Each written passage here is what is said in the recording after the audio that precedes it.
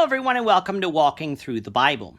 At the very least, we can say that Artaxerxes of Persia had enough faith in Jehovah to recognize his existence, his power, which led him to send Ezra back to Judah in order to ensure that Jehovah's people were following God. Artaxerxes gave Ezra enough authority to accomplish this, showing us that he was serious about it. Now, Artaxerxes could have sent back Ezra alone, but did he? Let's find out. If you have a Bible with you, then you can turn to Ezra chapter 8. We're going to be reading from verses 1 to 14. If you don't have a Bible, don't worry. Just follow along with us on the screen. The version that we'll be reading from is the New King James Version. So, Ezra chapter 8, beginning at verse 1. These are the heads of their fathers' houses, and this is the genealogy of those who went up with me from Babylon in the reign of King Artaxerxes. Of the sons of Phinehas, Gershom. Of the sons of Ithamar, Daniel. Of the sons of David, Hattush. Of the sons of Shechaniah. Of the sons of Parosh, Zechariah. And registered with him were 150 males. Of the sons of Pahath-Moab, Elionai, the son of Zerahiah, and with him 200 males. Of the sons of Shechaniah, ben Jahaziel, and with him 300 males. Of the sons of Adin, Ebed, the son of Jonathan, and with him 50 males. Of the sons of Elam, Jeshahiah, with the sons of Athaliah, and with him 70 males. Of the sons of Shephatiah, Zebediah, the son of Michael, and with him 80 males. Of the sons of Joab, Obadiah, the son of Jael, and with him 218 males.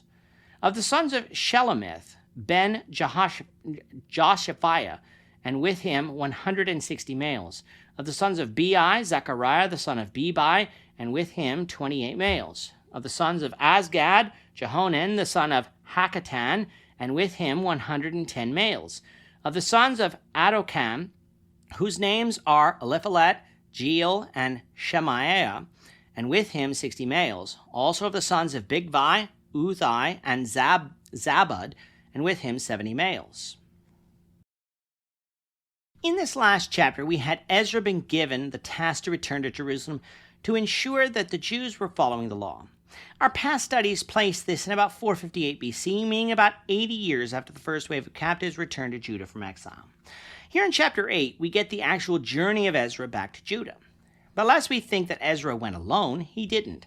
For accompanying him were more people from families that didn't return back in the days of Zerubbabel. Now you might ask, why didn't they return? Did they like living in Persia? Well, perhaps there was a little bit of that going on, but remember back to our recent studies at the beginning of the book. God was only sending back a remnant. Judah wasn't getting back her entire territory that it possessed back in the days of Nebuchadnezzar.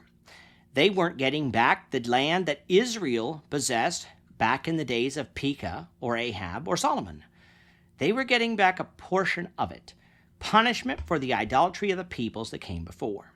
Now, yes, by the time of Jesus, the borders of Judea would extend a little further north and west from where they are here in Ezra, and there would be Jews living east of the Jordan in Perea, which contained land in the tribal boundaries of Reuben and Gad and even the half-tribe of Manasseh.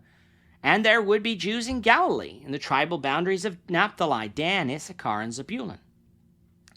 But Israel would never occupy all the land that was given to her in the days of Moses again.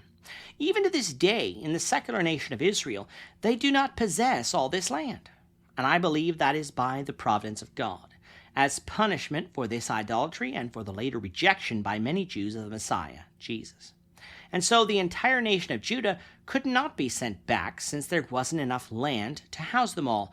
Thus, only a remnant was sent back. However, 80 years have now passed. Perhaps their borders have already been expanding, and so more Jews could be allowed to return. And so along with Ezra came listed 1,496 males, not including wives and children. Added to that would be an indeterminate number of priests and descendants of David. As we can see then, the number returning here in Ezra's day is much smaller than that which returned back in Zerubbabel's day, owing to the fact that there wasn't tons of additional land to give these returning captives. It is important to note who is returning with Ezra. There were priests who could serve in the temple. These priests would be of the house of Phinehas, who was of the son of Israel's second high priest, Eleazar, and of the house of Ithamar.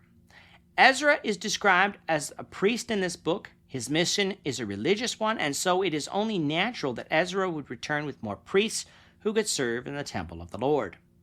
But it wasn't only priests who returned. It was some of the house of David. Remember, the house of David is the kingly tribe, the one through whom the Messiah would come.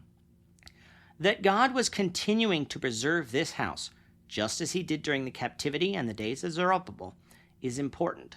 For all of his promises to Eve, to Abraham, and to David were contingent on David's house being preserved and the nation of Israel existing for the Messiah to come too. Apart from the names presented here, we do not know much from this branch of David's house that these men came from, but that they were from David's house is important.